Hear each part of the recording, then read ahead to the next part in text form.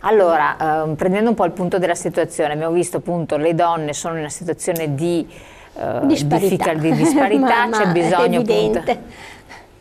Tra l'altro hanno anche esigenze di salute, di assistenza, sì, eccetera, e questo è difficile. Che altre richieste voi fate? Quali sono le altre richieste? Sì, appunto le richieste sono rispetto sempre a questo tavolo di confronto, questo tavolo tecnico, c'è il problema delle maternità, e qua la risposta del governo rispetto alla nostra proposta, che era di un riconoscimento di 1 anno per ogni figlio di anticipo, no? Rispetto alla pensione, sono disponibili a concedere 6 mesi rispetto ai 4 che ci sono attualmente.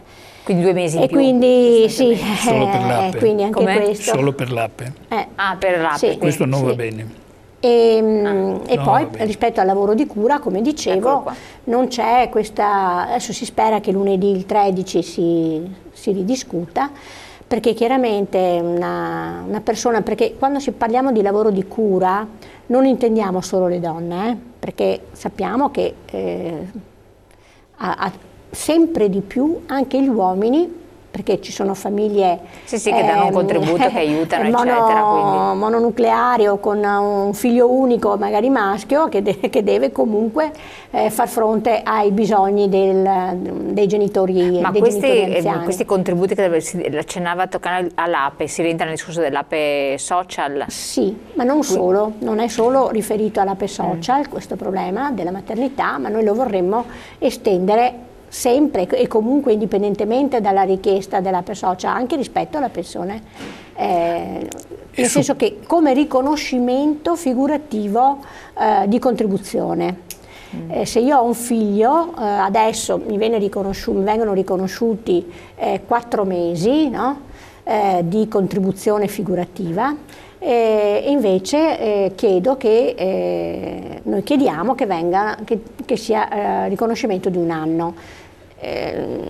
La discussione adesso, quello che propone il governo, di 6 mesi. Certo, anche nell'APE social c'è così, ma noi lo vogliamo estendere anche al di fuori dell'APE social, questa possibilità. Perché non ci sono solo le donne che chiedono l'APE social, ma ci sono le donne in generale. Un problema di maternità interessa tutte le donne che sono al lavoro. Assolutamente, cosa doveva dire aggiungere? No, difatti io concordo con Rosanna, perché il punto vero è questo. Noi non possiamo, io la considero anche anticostituzionale questa proposta qua, questa norma. Cioè un bonus, lascia stare che sia 6 mesi, 1 anno, noi diciamo 1 anno, loro dicono 6 mesi, ma un bonus solo per le donne che rientrano nei benefici, che chiedono l'applicazione dell'APE sociale. E le altre donne? Sì. E le altre donne? Cioè questa disparità fra chi chiede l'APE sociale, gli dai un riconoscimento di un contributo volontario, figurativo, scusa, di 1 anno, e quelle che non andranno con l'APE sociale, perché magari non possono andare, perché non fanno parte delle 11 categorie che abbiamo detto prima, o che possono diventare 15, come abbiamo detto all'inizio di questa nostra trasmissione. Cioè il fatto che alle une sì e alle altre nessun riconoscimento, io dico sono mamme comunque, no? Di conseguenza è una norma veramente odiosa. Il tutto è finalizzato a che cosa? A cesellare, per contenere il numero dei beneficiari, di conseguenza contenere la spesa. Rosicchiare. Ecco, rosicchiare, siamo in presenza di questi provvedimenti. È chiaro che invece la materia previdenziale, il welfare, devono essere inclusivi, non selettivi fino a questo punto. Non siamo falliti perché abbiamo ancora risparmi dalla nostra parte. Quando avranno finito con noi ci butteranno via come la Grecia. Non aspettatevi nessuna concessione sostanziale. Noi non è che ci aspettiamo, noi siamo convinti di aver presentato delle richieste molto equilibrate. Noi siamo anche un sindacato consapevole, non siamo mai stati dei massimalisti. Sappiamo benissimo cernere, presentare delle richieste, confrontarci e sapere anche quando è l'ora di chiudere. Ma quando è l'ora di chiudere, ma vuol dire che sul tavolo ci deve essere il contenuto, ci deve essere delle cose. Certamente io per caratteristica sono ottimista, Poi tra l'altro in presenza di un confronto dobbiamo essere ottimisti. Certo. Sì, perché altrimenti il si confronto parte già male, c'è, assolutamente. che poi dopo possa dire che si va verso un accordo, questo nel modo più assoluto. Oggi il giudizio che noi esprimiamo è un giudizio di grande insoddisfazione per come stanno le cose, perché appunto vediamo che non ci sono provvedimenti che poi tra l'altro potrebbero anche, parliamoci chiari, non sono provvedimenti che scattano domani mattina.